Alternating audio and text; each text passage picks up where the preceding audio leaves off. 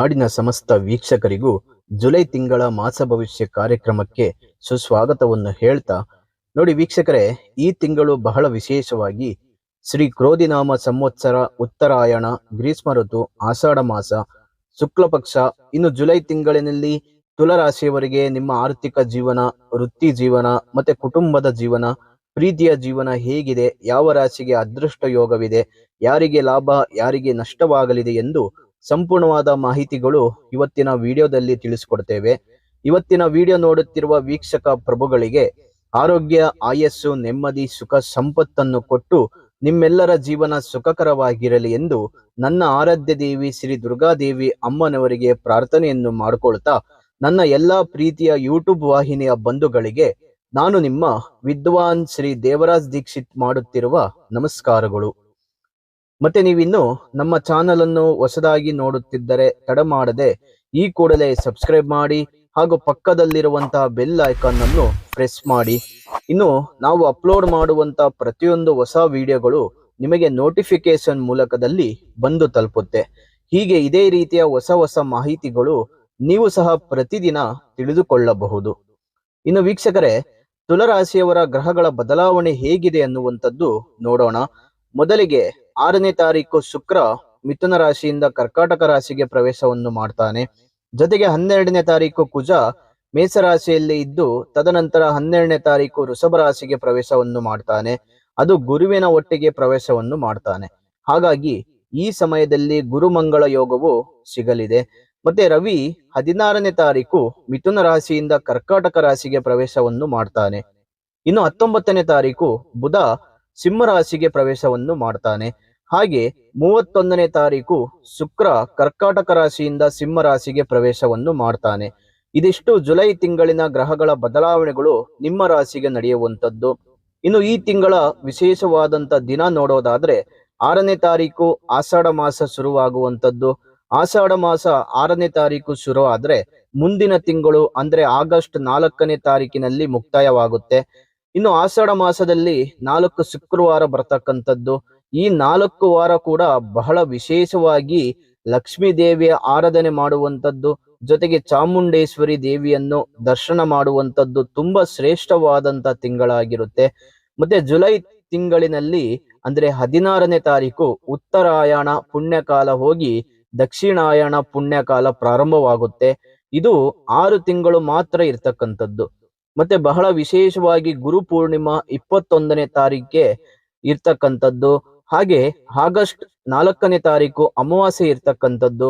ಈ ದಿನವನ್ನು ನಾಗರ ಅಮಾವಾಸ್ಯೆ ಅಂತ ಕರಿತೀವಿ.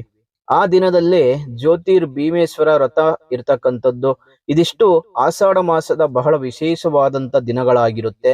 ಇನ್ನು ತುಲಾರಾಶಿಯ ಮಾಸ ಭವಿಷ್ಯ ಹೇಗಿದೆ ಅನ್ನುವಂಥದ್ದು ನೋಡೋಣ. ಆದರೆ ಅದಕ್ಕೂ ಮೊದಲು ನಿಮ್ಮ ಭವಿಷ್ಯಕ್ಕೆ ಉಪಯೋಗ ಆಗುವಂತಹ ಒಂದು ವಿಡಿಯೋ ಬರ್ತಾ ಇದೆ, ಅದನ್ನು ಸ್ಕಿಪ್ ಮಾಡದೆ ನೋಡ್ಕೊಂಡು ಬನ್ನಿ. ಸಮೃದ್ಧಿ ಪ್ರೆಡಿಕ್ಷನ್. ನಿಮಗೆ ನಿಮ್ಮ ಜೀವನದಲ್ಲಿ ಕಾಡುತ್ತಿರುವ ಸಮಸ್ಯೆಗಳಿಗೆ ಪರಿಹಾರ ಸಿಗಬೇಕಾ? ಹಾಗೆ ನಿಮ್ಮ ಮುಂದಿನ ಭವಿಷ್ಯ ಹೇಗಿದೆ ಎಂದು ತಿಳಿದುಕೊಳ್ಳುವ ಕುತೂಹಲ ನಿಮಗೆ ಇದೆಯಾ? ಹಾಗಾದ್ರೆ ನಿಮಗೆ ನಿಮ್ಮ ಜಾತಕದ ಅವಶ್ಯಕತೆ ಬೇಕಾಗಿದೆ. ಹಾಗಾಗಿ ಇಲ್ಲಿದೆ ನಿಮಗೆ ಒಂದು ಒಳ್ಳೆಯ ಸುವರ್ಣ ಅವಕಾಶ.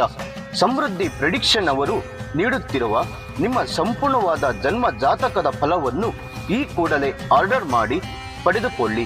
ಈ ಜಾತಕದಲ್ಲಿ ವಿದ್ಯೆ, ಉದ್ಯೋಗ, ಮದುವೆ ಯೋಗ, ಸಂತಾನ, ವ್ಯಾಪಾರ, ಹಣಕಾಸು, ಮನೆ ಕಟ್ಟುವ ಯೋಗ, ಆರೋಗ್ಯ, ಇನ್ನು ಯಾವುದೇ ದೋಷಗಳು ಇದ್ದರೂ ನಿಮ್ಮ ಜನ್ಮ ಜಾತಕ ಫಲದ ಸಹಾಯದಿಂದ ನೀವೇ ನಿಮ್ಮ ಮನೆಯಲ್ಲಿ ಕುಳಿತುಕೊಂಡು ಸರಳವಾಗಿ ಓದಿಕೊಂಡು ನಿಮ್ಮೆಲ್ಲಾ ಸಮಸ್ಯೆಗಳಿಗೆ ಸುಲಭವಾಗಿ ಪರಿಹಾರವನ್ನು ಮಾಡಿಕೊಳ್ಳಬಹುದು. ಇನ್ನು ಈ ಜಾತಕದಲ್ಲಿ ವಿಶೇಷವಾಗಿ ಬರುವಂತಹ ರಾಶಿ ಫಲಗಳು, ನಕ್ಷತ್ರ ಫಲಗಳು, ಪಂಚಾಂಗ ಫಲಗಳು, ದಶಾಭುಕ್ತಿ ಫಲಗಳು, ಶುಭ ಕಾರ್ಯಗಳಿಗೆ ಮುಹೂರ್ತ ಹಾಗೂ ನಿಮ್ಮ ಕುಂಡಲಿ ದೋಷದ ಸಂಪೂರ್ಣವಾದ ಪರಿಹಾರ ಫಲಗಳನ್ನು ಇದರಲ್ಲಿ ವಿಶ್ಲೇಷಣೆ ಮಾಡಲಾಗಿದೆ. ಈ ಜನ್ಮ ಜಾತಕವು 5 ಭಾಷೆಗಳಲ್ಲೂ ಕೂಡ ಪಡೆದುಕೊಳ್ಳಬಹುದು. ಹಾಗಾದ್ರೆ ನಿಮ್ಮ ಜಾತಕವನ್ನು ಪಡೆಯುವ ವಿಧಾನವನ್ನು ತಿಳಿದುಕೊಳ್ಳಿ. ಮೊದಲನೆಯ ವಿಧಾನ, ನಿಮ್ಮ ಜಾತಕಗಳನ್ನು ನಿಮ್ಮ ವಾಟ್ಸಪ್ ಸಂಖ್ಯೆಗೆ PDF ಫೈಲ್ನ ಮೂಲಕದಲ್ಲಿ ಕಳುಹಿಸಿಕೊಡಲಾಗುತ್ತದೆ. ಇದನ್ನು ನೀವು ಫೋನಿನ ಮೂಲಕದಲ್ಲಿ ಉಪಯೋಗಿಸಬಹುದು. ಇದರ ಬೆಲೆ 1,000 ರೂಪಾಯಿ ಇರುವ ಈ ಜನ್ಮ ಜಾತಕ ಫಲ ಈಗ ಕೇವಲ 499 ರೂಪಾಯಿಗೆ ಕಡಿಮೆ ಬೆಲೆಯಲ್ಲಿ ಸಿಗ್ತಾ ಇದೆ. ಇನ್ನು ಜಾತಕವನ್ನು ಪಡೆಯುವ ಎರಡನೇ ವಿಧಾನ, ನೀವು ಇರುವಂತಹ ಮನೆಯ ವಿಳಾಸಕ್ಕೆ ನಿಮ್ಮ ಸಂಪೂರ್ಣವಾದ ಜಾತಕವನ್ನು ಪುಸ್ತಕದ ರೂಪದಲ್ಲಿ ಕೊರಿಯರ್ ಅಥವಾ ಪೋಸ್ಟ್ ಮೂಲಕದಲ್ಲಿ ಕಳುಹಿಸಿಕೊಡಲಾಗುತ್ತದೆ. ಇದರ ಬೆಲೆ 1,500 ರೂಪಾಯಿ ಇರುವಂತಹ ಈ ಜನ್ಮ ಜಾತಕ ಕೇವಲ 999 ರೂಪಾಯಿಗೆ ಕಡಿಮೆ ಬೆಲೆಯಲ್ಲಿ ಸಿಗ್ತಾ ಇದೆ. ಹಾಗಾಗಿ ಪ್ರತಿಯೊಂದು ಜಾತಕವು 80ರಿಂದ 100 ಪುಟದವರೆಗೂ ಪಡೆಯಬಹುದು. ಹಾಗಾದ್ರೆ ಇನ್ನು ಯಾಕೆ ತಡ? ಈ ಕೂಡಲೇ ಆರ್ಡರ್ ಮಾಡಿ ನಿಮ್ಮ ಜನ್ಮ ಜಾತಕ ಫಲವನ್ನು ಪಡೆದುಕೊಳ್ಳಿ.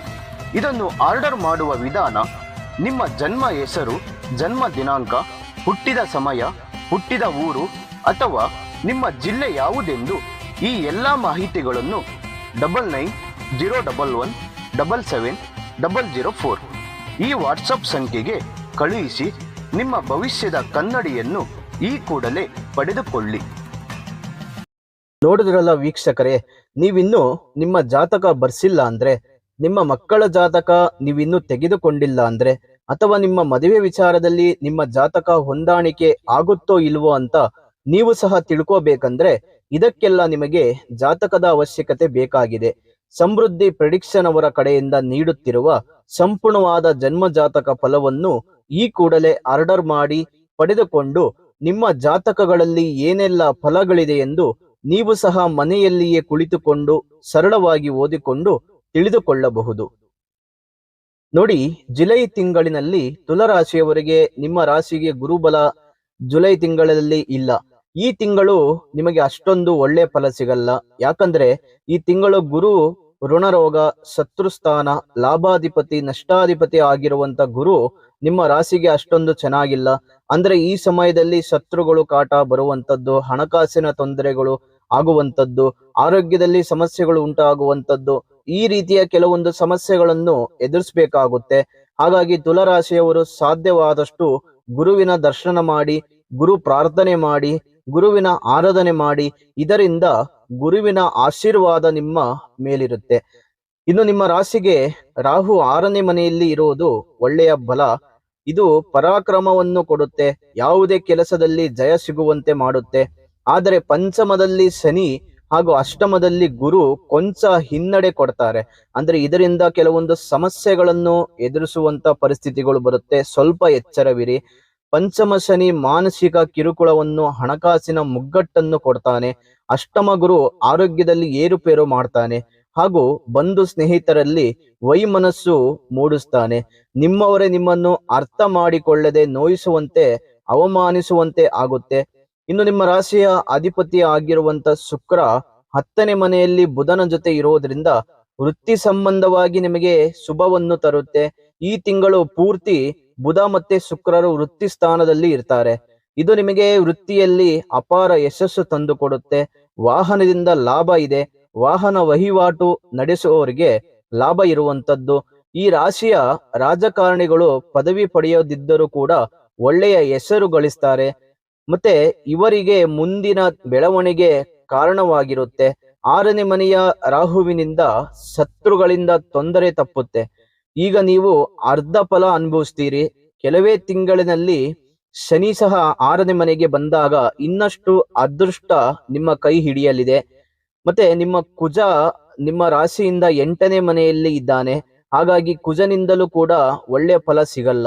ಸ್ವಲ್ಪ ಈ ತಿಂಗಳು ತುಲಾರಾಶಿಯವರಿಗೆ ಕಷ್ಟಗಳನ್ನು ದಾಟಿಕೊಂಡು ಬರುವಂತ ಪರಿಸ್ಥಿತಿಗಳು ಇರುತ್ತೆ. ಹಾಗಾಗಿ ಸ್ವಲ್ಪ ಎಚ್ಚರವಿರಿ, ಜಾಗ್ರತೆಯಿಂದ ಇರಿ. ಮತ್ತೆ ನಿಮ್ಮ ಮೂಲ ಜಾತಕವನ್ನು ಒಮ್ಮೆ ತೋರಿಸ್ಕೊಳ್ಳಿ. ಅದರಲ್ಲಿ ಏನಾದ್ರೂ ಗ್ರಹಗಳು ಕೆಟ್ಟ ಸ್ಥಾನದಲ್ಲಿ ಇದ್ರೆ ಸಣ್ಣ ಪುಟ್ಟ ಪರಿಹಾರಗಳನ್ನು ಮಾಡಿಕೊಳ್ಳಿ. ಹಾಗೆ ನೀವು ಈ ತಿಂಗಳಿನಲ್ಲಿ ಮಾಡಬೇಕಾದಂತ ಪರಿಹಾರಗಳು ಏನಂದ್ರೆ, ಗುರುವಿನ ಆಶೀರ್ವಾದಕ್ಕಾಗಿ ಗುರುವಿನ ದರ್ಶನ ಮಾಡಿ, ಗುರುವಿಗೆ ಸೇವೆ ಮಾಡಿ ಮತ್ತು ಗುರುವಿನ ಆರಾಧನೆ ಮಾಡುವಂತದ್ದು ಒಳ್ಳೆ ಫಲ ಕೊಡುತ್ತೆ. ಇನ್ನು ಶನಿ ದೇವರ ಆರಾಧನೆಗೆ ಶನಿವಾರದ ದಿನ ತೈಲಾಭಿಷೇಕವನ್ನು ಮಾಡಿಸುವುದರಿಂದ ಇನ್ನಷ್ಟು ಒಳ್ಳೆ ಫಲ ಸಿಗುತ್ತೆ. ನೋಡಿ ವೀಕ್ಷಕರೇ, ನಿಮಗೆ ಜುಲೈ ತಿಂಗಳಿನ ಮಾಸ ಭವಿಷ್ಯ ಕಾರ್ಯಕ್ರಮ ಇಷ್ಟವಾದಲ್ಲಿ ಮಾತ್ರ ಲೈಕ್ ಮಾಡಿ, ಶೇರ್ ಮಾಡಿ, ತಮ್ಮ ಉತ್ತಮವಾದಂತ ಅನಿಸಿಕೆಗಳನ್ನು ತಪ್ಪದೆ ಕಾಮೆಂಟ್ ಮೂಲಕದಲ್ಲಿ ತಿಳಿಸಿಕೊಡಿ. ಜೊತೆಗೆ ಇದೇ ರೀತಿ ಹೊಸ ಹೊಸ ಮಾಹಿತಿಗಳು ಪ್ರತಿದಿನ ನಿಮಗೆ ನಮ್ಮ ಚಾನಲ್ ಮೂಲಕದಲ್ಲಿ ನೀವು ಸಹ ತಿಳಿದುಕೊಳ್ಳಬಹುದು. ಹಾಗೆ ನಮ್ಮ ಚಾನಲ್ ಅನ್ನು ಫಾಲೋ ಮಾಡಿಕೊಳ್ಳಿ ಅಂತ ಹೇಳ್ತಾ, ಮತ್ತೆ ಜ್ಯೋತಿಷ್ಯದ ಸಂಬಂಧಪಟ್ಟಂತಹ ಹೆಚ್ಚಿನ ಮಾಹಿತಿಗಾಗಿ, ನಿಮ್ಮ ಯಾವುದೇ ಸಮಸ್ಯೆಗಳ ಪರಿಹಾರಕ್ಕಾಗಿ ಒಮ್ಮೆ ನೇರವಾಗಿ ಕರೆ ಮಾಡಿ ಉತ್ತಮ ಸಲಹೆಯನ್ನು ಪಡೆದುಕೊಳ್ಳಿ.